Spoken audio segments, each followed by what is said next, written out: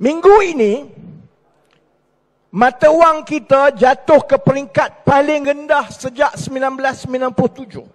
Tak pernah berlaku macam ini.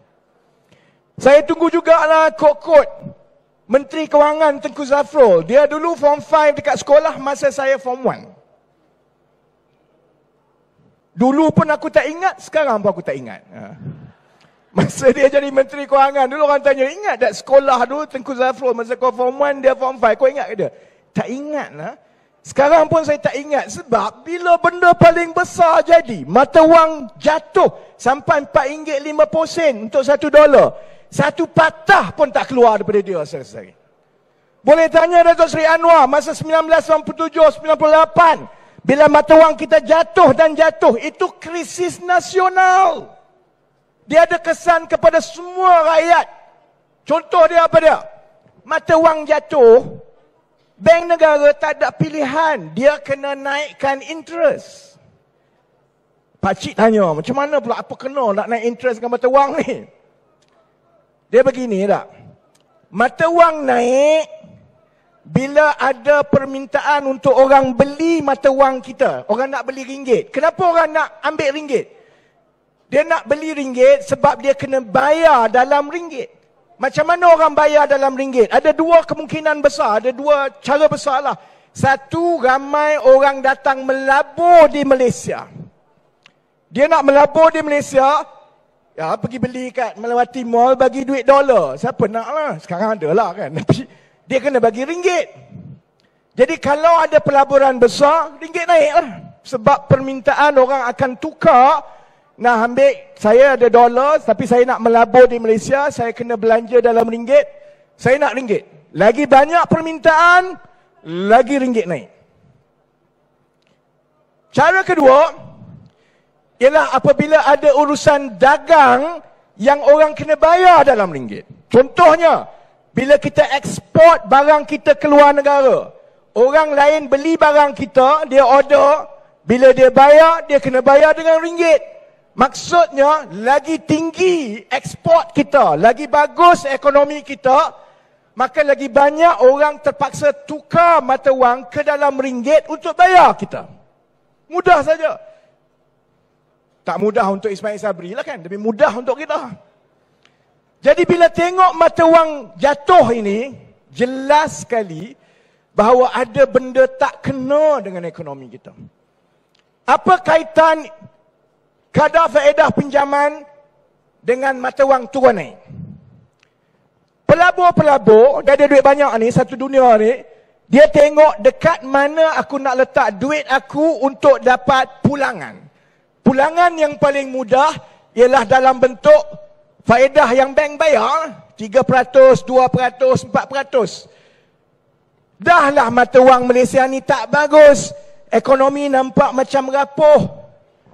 Kemudian bila Amerika Syarikat, dia naikkan kadar bunga dia, kalau simpan duit, kadar faedah dia naik, sudah tentu orang kata, daripada aku letak kat Malaysia, dahlah tak ke mana, tak tahu apa cerita, baik aku letak duit kat Amerika. Jadi orang pelabur, termasuklah juga orang-orang kaya Malaysia jugalah, dia pun buat keluar duit daripada bank kita, dia tukar ke dolar, dia hantar ke Amerika Syarikat, simpan dalam akaun-akaun dolar. Bila itu berlaku, maka mata wang makin jatuh dan makin jatuh. Dan kalau kita jadi Gubernur Bank Negara pun, kita tidak ada pilihan lain kecuali nak kata, untuk memastikan tidak teruk jatuh ni, kita naikkan sikit. Masalahnya, bila naik kadar faedah ni, siapa jadi mangsa sekali lagi? Rakyat biasa macam saudara-saudari. Walaupun saudara-saudari tak tukar duit dalam dolar, walaupun saudara-saudari tak ada simpanan di luar negara, saudara-saudari akan jadi mangsa dengan dua cara. Pertama, bayarlah kau interest mahal lepas ni. Interest naik, orang dulu beli rumah, masa interest rate 1%, 2%. Naik 1%, contohnya, tambahan bayar bulanan rumah itu boleh naik RM50, RM60, RM70 sebulan. Tanya menteri, dia kata, Allah, RM60 pun kamu nak berkira.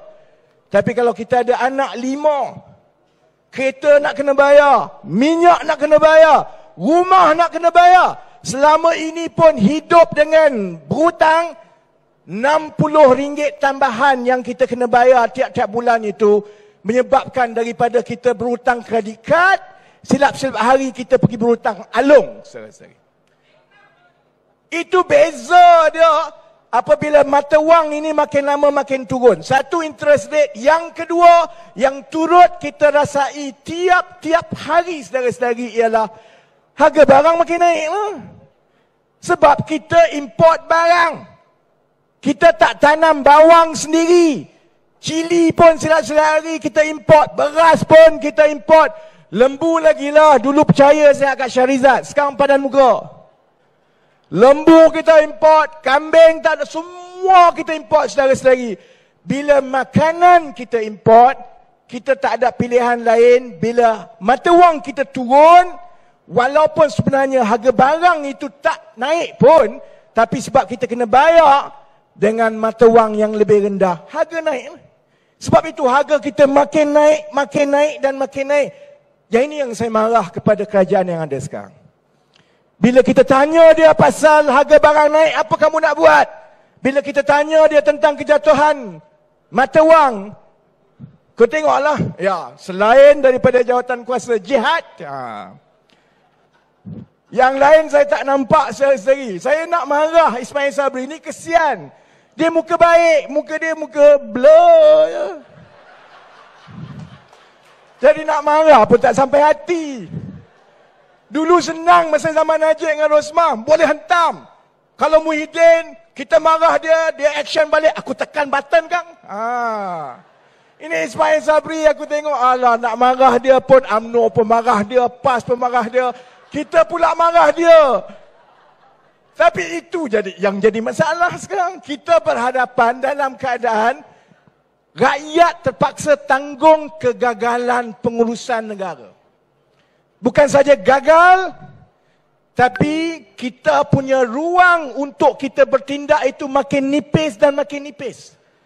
Kalau dalam bahasa ekonomi, kita kata Malaysia sekarang ni, fiscal space, ruang fiskal kita sangat nipis. Maksud dia begini, kalau saudara-saudari lah, gaji 3,000 sebulan, tak? Kalau belanja tu 2,000 sebulan, ada 1,000 sebulan untuk kita simpan. Kalau ada emergency, kita boleh keluarkan duit. Maksudnya kalau jadi apa-apa banjir ke, kita adalah wang sikit untuk kita tangani masalah itu. Malaysia ni saudara-saudari, maksudnya begini, gaji 3,000 sebulan, belanja 3,500 bulan, mampus kau.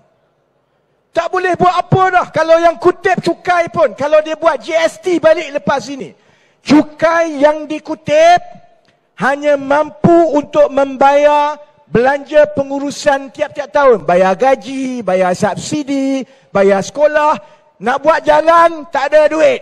Nak buat sekolah baru, tak ada duit. Nak buat universiti, tak ada duit. Sebab wang yang ada cukup saja untuk mengurus.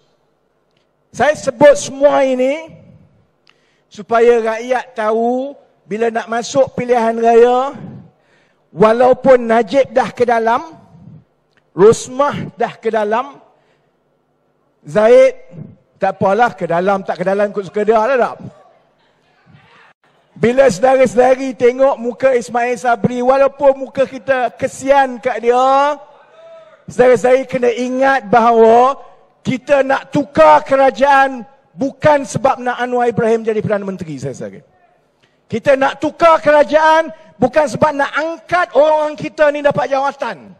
Kita nak tukar kerajaan kerana kerosakan ini, kalau kita tak selesaikan sekarang, kita akan wariskan dan masalah itu akan jadi lebih besar dan lebih besar 5-6 tahun akan datang.